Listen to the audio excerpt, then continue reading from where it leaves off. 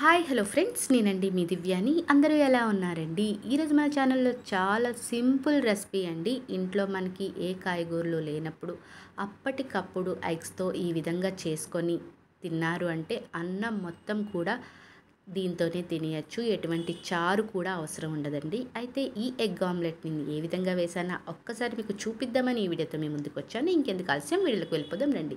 ముందుగా ఒక 4 గుడ్లను తీసుకొని ఒక గిన్నెలో ఈ 4 గుడ్లను పగలగొట్టి వేసుకోవాలండి.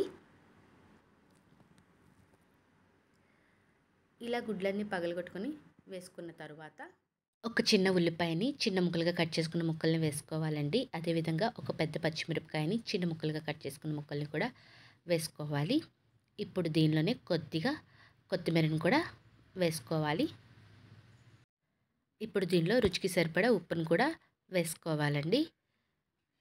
అదేవిధంగా అర టీ స్పూన్ మిరియాల పొడిని కూడా వేసుకొని వీటిని అన్నిటిని కలిపి ఒకసారి బాగా కలుపుకోవాలి. ఇలా కలిపిన దాన్ని పక్కన పెట్టుకోండి. ఇప్పుడు స్టవ్ పై ఒక కళాయి పెట్టి స్టవ్ వెలిగించుకోండి. ఇప్పుడు దీనిలో కొద్దిగా నూనెను వేసుకోవాలి. అదేవిధంగా కొద్దిగా జీలకర్ర, అదేవిధంగా కొద్దిగా కరివేపాకు, పచ్చిమిరపకాయ ముక్కలు, 2 మీడియం సైజ్ ఉల్లిపాయలని చిన్న ముక్కలుగా కట్ చేసుకున్న ముక్కల్ని కూడా వేసుకొని ఉల్లిపాయలు బాగా ఎర్రగా వేగేంత వరకు వేయించుకోవాలండి. ఉల్లిపాయలు ఖచ్చితంగా ఎర్రగా వేగి తీరాలి. కాసేపటికి ఉల్లిపాయలు అనేవి వేగుతాయండి. ఇలా వేగుతున్న ఉల్లిపాయల్లోనే కొద్దిగా అల్లం వెల్లుల్లి పేస్ట్ కూడా వేసి అల్లం వెల్లుల్లి పేస్ట్ ఉల్లిపాయలతో పాటు వేగే పచ్చివాసన పోయేంత వరకు వేయించుకోవాలి. ఇప్పుడు దీనిలోనే చిన్న 2 టమాటాలను చిన్న ముక్కలుగా కట్ చేసుకున్న ముక్కల్ని కూడా వేసి వేయించుకోవాలి. టమాటాలు మెత్తగా వేగిపోవాలి ఉల్లిపాయలతో కలిపి.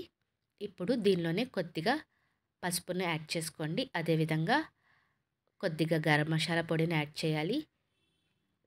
కొద్దిగా జీలకర్ర పొడి, కొద్దిగా ధనియాల పొడి, ఇవన్నీ కూడా వేసుకొని ఒకసారి దీన్ని బాగా వేయించుకోవాలండి. మనం వేసిన పొడిలన్నీ కూడా పచ్చివాసన పోయేంత వరకు వేయించుకోండి. ఇప్పుడు దీనిలోనే కొద్దిగా ఉప్పును వేసుకోండి. ఆల్రెడీ మనము ఎగ్ మిశ్రమంలో ఉప్పు వేసాం కాబట్టి దీనిలో కొంచెం తగ్గించి వేయండి. అదేవిధంగా ఒక స్పూను కారాన్ని కూడా యాడ్ చేసుకోండి. కారం ఎక్కువ తినేవాళ్ళు ఇంకొక అర స్పూన్ వేసుకోండి. ఇప్పుడు ఇవన్నీ కలిపి పచ్చివాసన పోయేంత వరకు వేయించుకోవాలి. కాసేపటికి ఇవన్నీ కూడా బాగా వేగుతాయండి. మనం వేసిన టమాటాలన్నీ కూడా బాగా మగ్గిపోతాయి. ఇప్పుడు దీనిలోనే కొద్దిగా కొత్తిమీరను కూడా వేసి ఒకసారి బాగా వేయించుకోండి.